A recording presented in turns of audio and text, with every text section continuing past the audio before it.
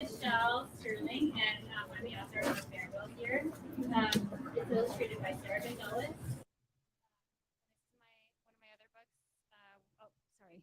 One of my other books, When Lola Visits, illustrated by Erin Assis. And this is Shiho. Is it Pate or Pate? Shiho Pate. She illustrated Ramen for Everyone. Actually, you know what? Do I need to do the mic for? Okay. All right. It's okay. All right. Oh, no problem. Okay. Okay, so I am going to read Maribel's here for you today. And it's my first time reading it actually ever in public, so hope it goes okay. Okay, so you can turn. Yeah. So the end papers. Okay. All right. And this I should have said earlier. This is a book about a girl who um, She immigrates from the Philippines to the U.S. and it's about her first year in the U.S. And so let's see how it goes. All right. January. First steps, first snow, new country, new home. So it's her first steps for her first time experiencing snow, but it's also her first time, first steps out in her new country, new home. I miss the swish of fresh Carabao milk on our doorstep every morning, and friends and family dropping in for merienda and chats in our courtyard. And merienda means snacks. Here, it's quiet steps, quiet everything.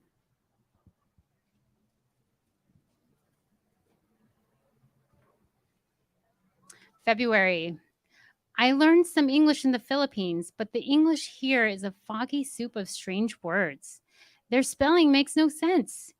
I almost forget the last E in Valentine because it's silent. My first Valentine, a handful of sour candy with a sweet message from my first friend.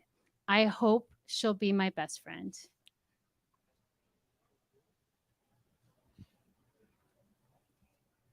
I paint a ruby heart to send with my last chocolate peppermints on an 8,000-mile journey to Papa in Makati. I tell him how much I miss feeding the koi in our pond with him every morning. And Makati is a city in the Philippines near Manila. March, gray shivers and rain, and my boots stuck in the mud. But in our mailbox, a package peeks out with my name in neat, exact writing from Papa. Wrapped in banana leaves is a painting of our trip to Batan Island last year, where we camped and stargazed and swam in a sea of constellations.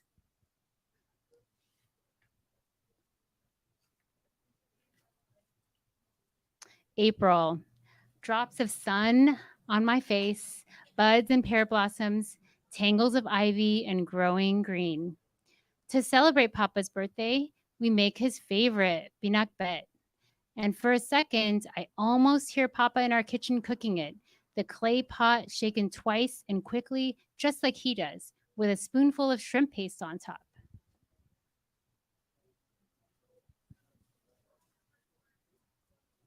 May. Wobbly knees, whirring wheels, wind in my hair, down the hill on my first bike ride ever. I write Papa a letter about it the minute I get home and send him a map I drew from the Philippines to us. X marks our house on the hill so he knows the way.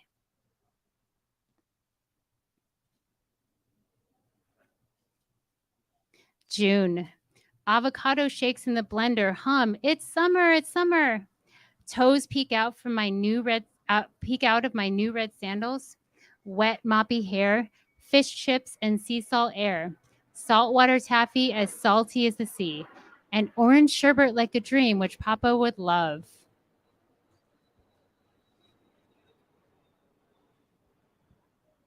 Sunlight stretches into long afternoons. Mama calls me in for dinner through the window, but I stay out a minute more to watch the moonflowers open. And here's a fun fact: moonflowers open not during the day, but they open when the sun goes down. Another package has arrived. Through the crinkly yellow paper, a sweet smell tickles my nose. slivers of my favorite dried mango, and tamarind from Lolo's farm in Pangasinan. Papa's letter says to be patient. He promises to join us as soon as he can. And Lolo means grandfather in Tagalog. July. Hot sun and swinging buckets for strawberry hunting, the ripest and reddest I've ever seen. One pocketful for now and one pocketful for later. The hot days here remind me of summer in Bulacan, listening to Papa's old bossa nova records and drinking buko juice in the cool of our bamboo garden.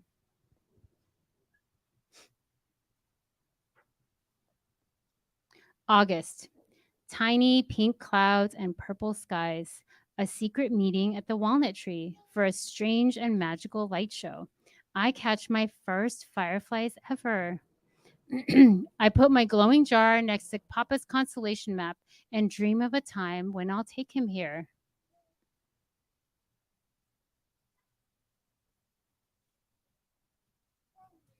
September. Now is when the holiday season starts in the Philippines. Red, green, and yellow are the huge paroles Papa makes by hand to hang up on the doors of all my titos and titas' homes. So in the Philippines, the holiday season starts in September. You start decorating and, even Christmas music. So it's kind of a nice festive time from there until December. And these are paroles. These are the star-shaped lanterns that are hung up everywhere. Monsoon season is still soaking the country. I used to hear it all come down on the roof while helping Papa in his workshop. But here, summer is taking one last warm breath as Mama sets my alarm clock for an early morning rise. School again, new rules and some new faces. I'm thankful for a familiar one.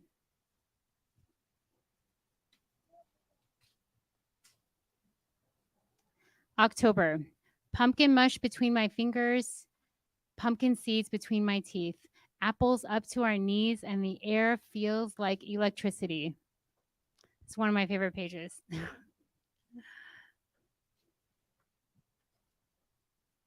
Ringing doorbells, dodging dinosaurs and princesses. I look up for a moment and see a falling star. I close my eyes and make a wish on it. Is one star enough to make a wish come true? Can anyone guess what she might be wishing for?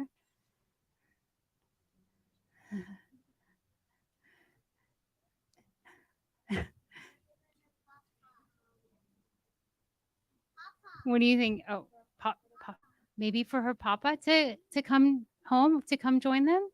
Maybe yes. Have you ever wished on a star? Yes.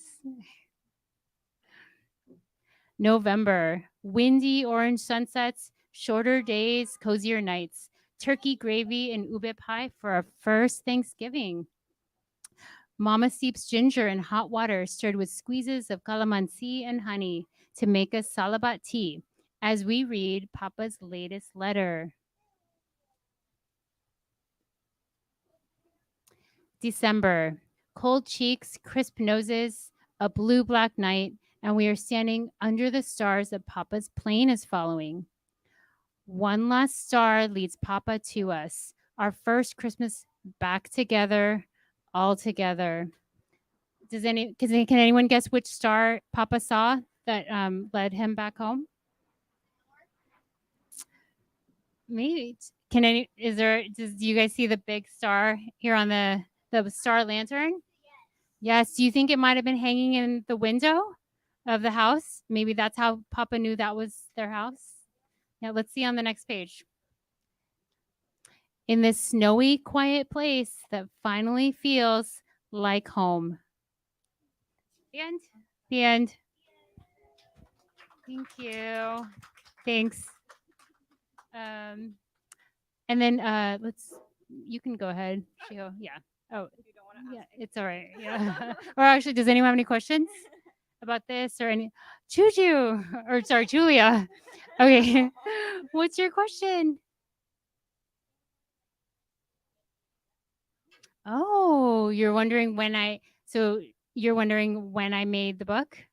Okay.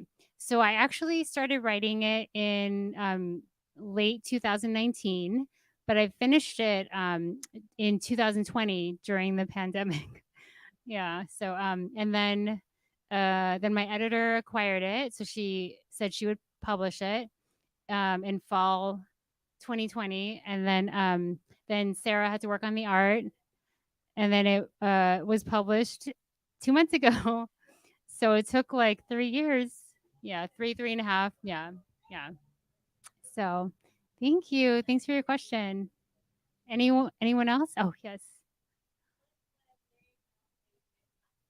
Oh, what a great question. What was Maribel's favorite month? Um, I kind of imagine that it might have been summer because there's so many fun things to do. Yeah, that's a great question. Any other questions? No? Okay. Uh, Oh, that's a great question, Shiho. Was I able to interact with the illustrator after the book was done? Yes, actually, we did email a couple of times, and then we text messaged a lot just to plan about publicity and marketing. And then yes, we had a lot of phone conversations. So it was kind of nice to connect with her, and then to also discuss like possible future projects. Yeah. So yes, that's a great question. So thank you everyone for coming, and then we'll have Shiho take it away with ramen for everyone. Okay. So I'll hold. Yeah. Great job, Michelle. Yes. That's amazing. I'm sweating a little bit. I know it's a little hot and it's really nerve wracking to be in front of people. But you did a great job. So, yeah. So hi, I am Shiho, Shiho Pate. I get Shiho Pate a lot, but it's Shiho Pate. And I'm the illustrator of Ramen for Everyone. Illustrator means that I get to draw, which is an awesome thing. And I noticed that I've seen a couple of artists already, so that's great. We're gonna try to do yay, try to do art drawing. Oh yay! Oh, awesome! I love that you turned that into a mountain of some sort as well. So we're gonna try to do a drawing right after the reading. But is it okay if I do a quick reading of Ramen for Everyone first? Yay! Thank you. I know it's really hot, so I'll try to make it really quick. Okay, Ramen for Everyone. It's written by Pat and illustrated by me. And you see the beautiful ramen already. So this book will make you really hungry. So I'm so sorry. I hope you had lunch. So here it goes. Sushi's another book. I would love to. Another thing I love to eat. So I would love to make a book of it. So here it goes. Hero loves ramen with nori seaweed, briny like the ocean, with nitamago eggs, the yolk golden like the sun, with chashu pork so tender it melts in your mouth. And I'm Japanese, so I sprinkled some Japanese into this.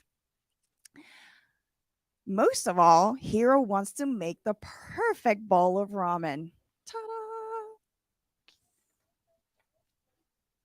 Just like his dad and his dad's dad before that.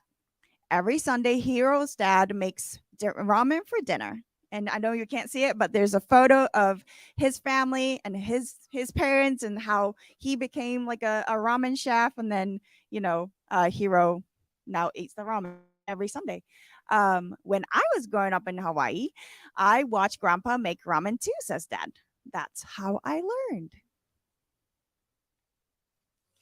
First, Dad chops, kira, so he's chopping the meat. Simmers, nikoma, simmers all the veggies. He's making the broth right here. And seasons, ajitsuke.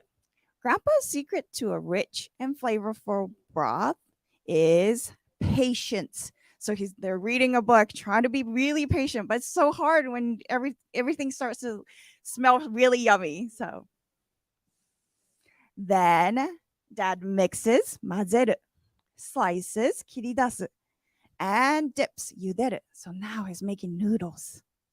Grandpa says the noodles should be soft and springy, just like your earlobe. Can you try to touch your earlobe? That should be how the consistency of ramen should be. Yeah.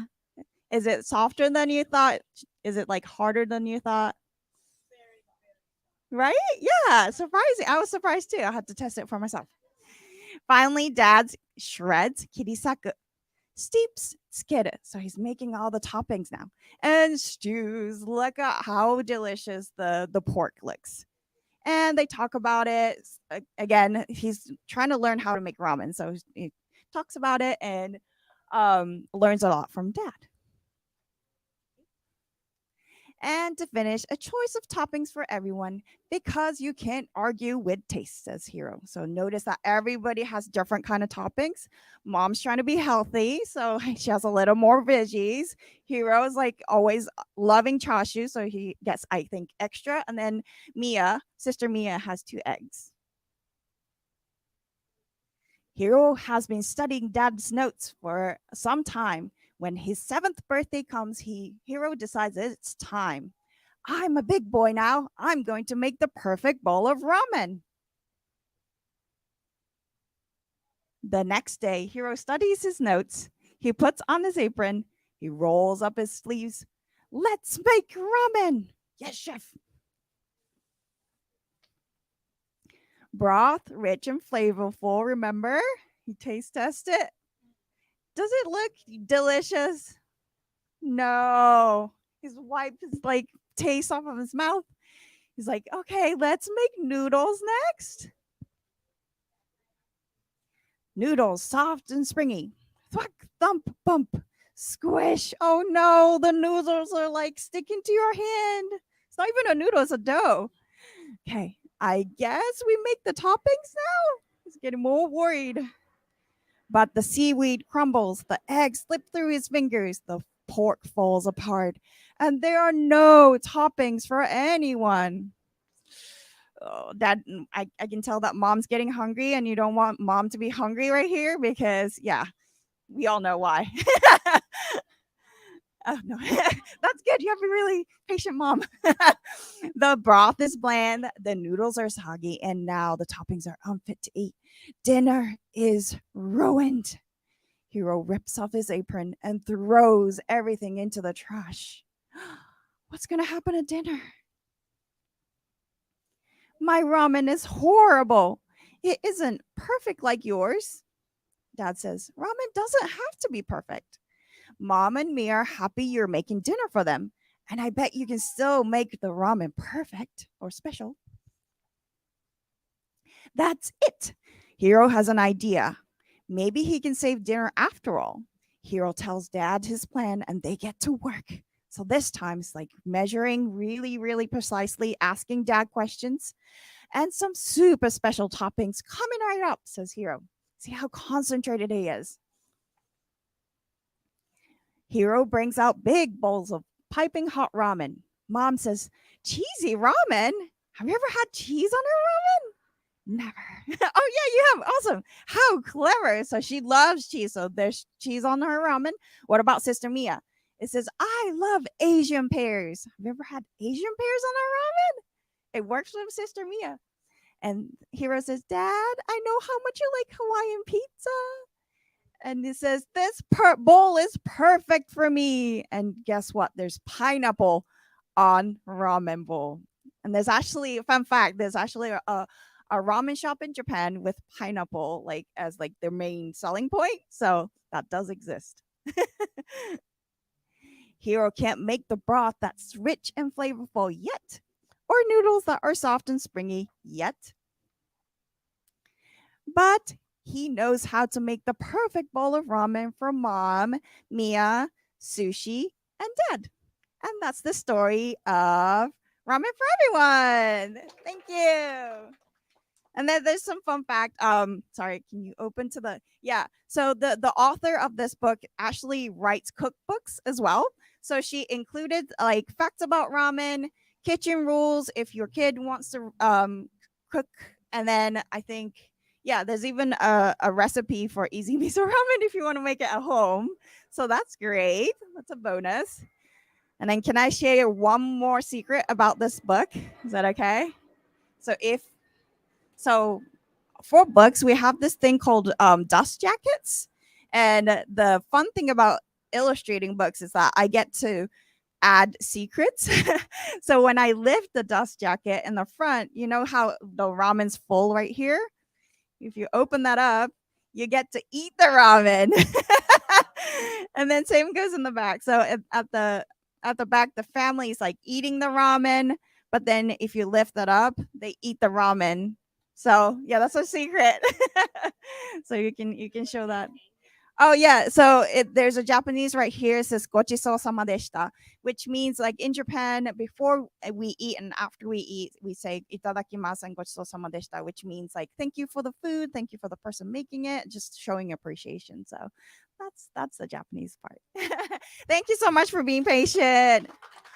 Um, we still have a little bit of time, right? Okay. So can we do a quick drawing exercise? I know some of you have been drawing, which is perfect. If you have room on that, or if you want to turn the page, we can do that too. All right. I'm going to try to make it as quick as possible. So I want you to.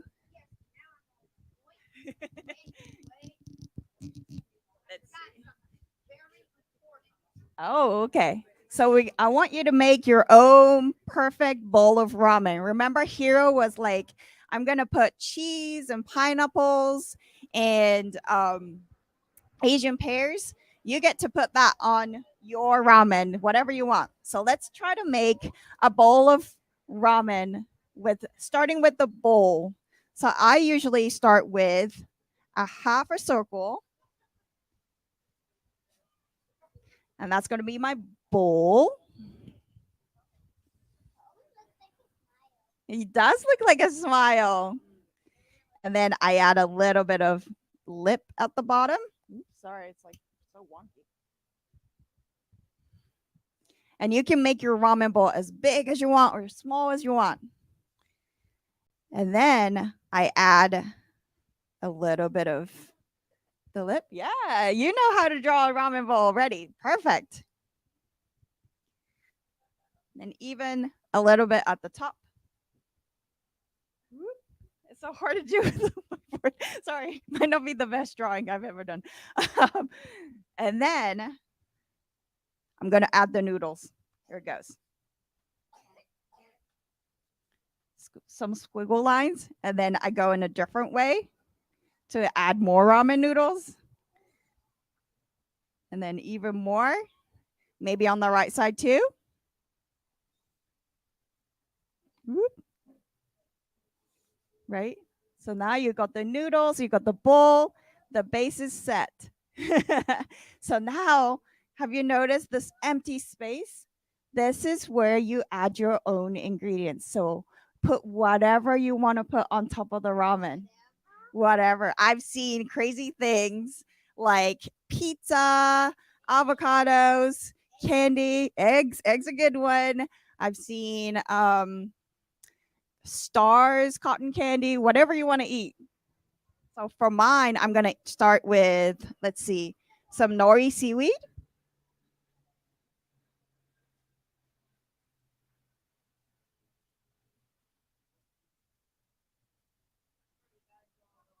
Let's see. I can add some eggs.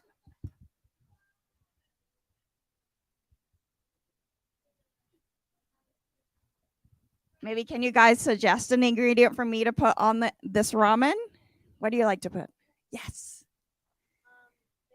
Oh, fish. Okay, that's a new one. Okay. Ooh, sushi. Let's try to put sushi on here. So my favorite kind of sushi is tuna roll. So maybe I can put tuna roll in here.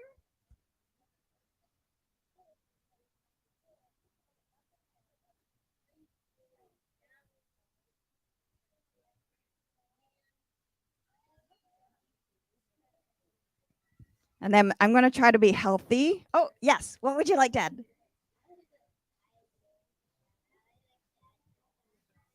A tuna?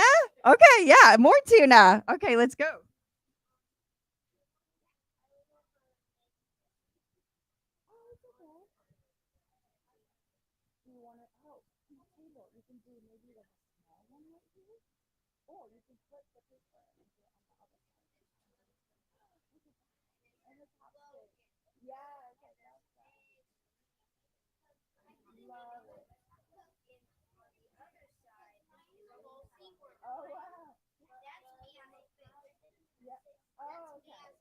let's do it like a smile right here.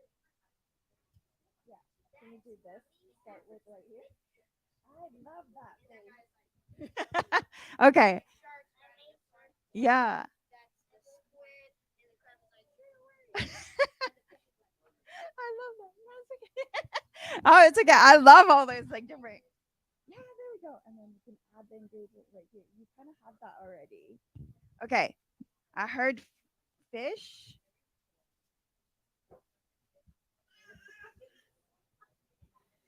The very alive one. Okay, so at the end, I'm gonna add chopsticks at the bottom. Three little lines. Oh, there you go. Star is great too. And that's my bowl of ramen for today. And I hope you like yours too. Sorry, it was a little wonky, but yeah. Thank you again. I know it's really hot, but yeah, if you have any questions, I will answer them when I'm signing. But yeah, thank you so much for coming.